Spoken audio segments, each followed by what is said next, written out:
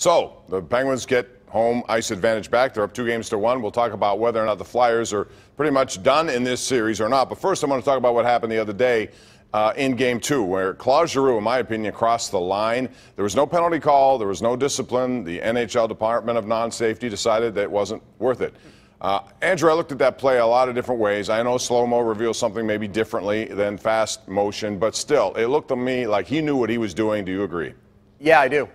And I think we saw it again in today's hockey game where we see Couturier and Letang knock each other in the head. Letang's head jerks back. There's no call. And then there's some ticky-tack stuff along the wall, and they send both guys off. So, yes, I think Giroux should have been suspended, Bob. I think it was meditated. I do think it was a conscious decision.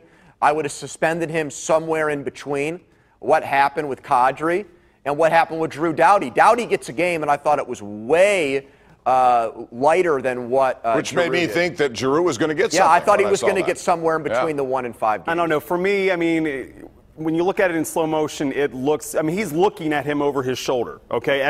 Let's remember what happened, though. I mean, Sid hit him and knocked him on. He was going to land on his butt, and he happened to land on Letang. The thing that it's hard to interpret intent when something that happens in the blink of an eye, and him sticking his butt out, basically, he said he was bracing himself. I was there in the locker room after Game 2, and he basically said, look, I was bracing myself. You buy it?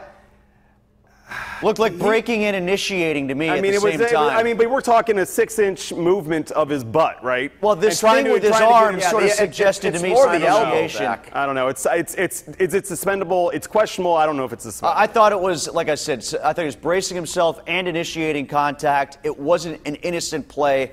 I don't think it merits suspension. Penalty, yes. I just don't think every shot that looks a little bit questionable has to wind up in suspension protocol these days. You think it was so? You don't think it's as bad as what Doughty did to Carrier?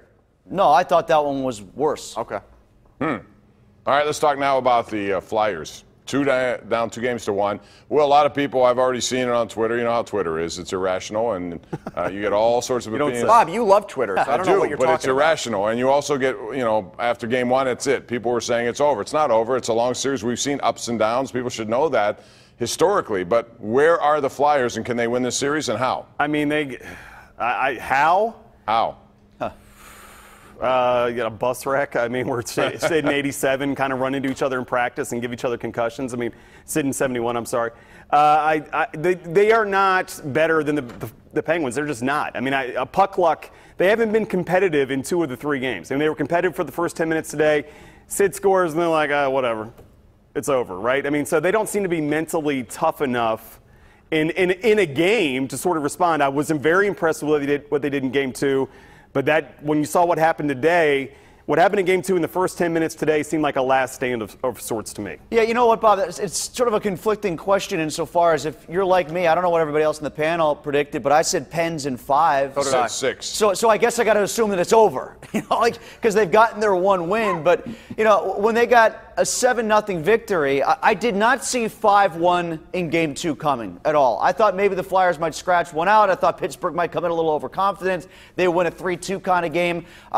That game is coming somewhere in this series, and maybe it's Game 4 in Philly in 2 nights. Even that gong show of a series back in 2012 had a regular 3-2 kind of game with Marc-Andre Fleury making a bunch of saves to keep Pittsburgh alive in Game 5. I still think that game is coming somewhere. I don't think Philly wins it, but I'm also going to say it's not going to be a boat race in these next 2 games. Well, teams the last 2 years that lose by 3 or more goals have a winning record.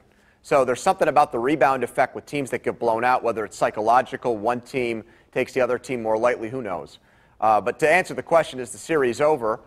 The Flyers, to me, the series won't feel like it's a real threat or it's a real series until the Flyers take a lead in the series.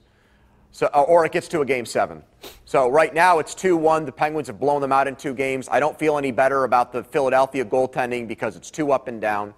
So I'm not going to back off the prediction of 5 games. So, yeah, I still feel supremely confident. Yeah, highly confident, but don't put it in the bank yet because, to Will's point, what if a major injury happens or something to that effect? All right. Now it's time, ladies and gentlemen, for this week's Smooth Moves, brought to you by Armina Stone. And you want to check them out because they have Pittsburgh's largest supply of the smoothest granite, marble, and quartz countertops. It's Armina Stone. So, Will Graves, we'll start with you. What is your smooth move of the week? Let's give a shout out to a guy that knows what it's like to win a cup. Marc-Andre Fleury got the Kings. The Kings got the Knights up 2-0 in their series. Very impressive, and I think everybody here is rooting for him. And who wouldn't want a Flower versus the Penguins Cup final? The smoothest move I saw this week was, of the 7 goals that went in the net against the Flyers in Game 1, the one that stayed out from Evgeny Malkin was one of the smoothest moves I've seen at PPG Paints Arena. That shot that didn't go in from Malkin, which would have been his second goal, that was the smoothest move of the week. I'm ready to hear from the Pirates fans on this, but there was the big train, Walter Johnson. Now there's the Cole train. This guy looks like Nolan Ryan in Houston. He looks like he's well on his way to winning the Cy Young. I know the Pirates are in first place, but my goodness, 14 strikeouts the other night. He's been the most dominant pitcher in baseball so far this year. Yep. Yeah, since you brought him up, Andrew, we'll talk about that, and we'll also talk about the Pirates, who are now 11-4 coming home. They take on Colorado, a better team, and we'll see what happens after that. Meantime, we are going to remind you that this segment is brought to you by Armina Stone. Smooth moves, Pittsburgh's largest indoor stone gallery of granite, marble tops anywhere, all the way to your countertops in Western Pennsylvania. We'll be right back with more after this.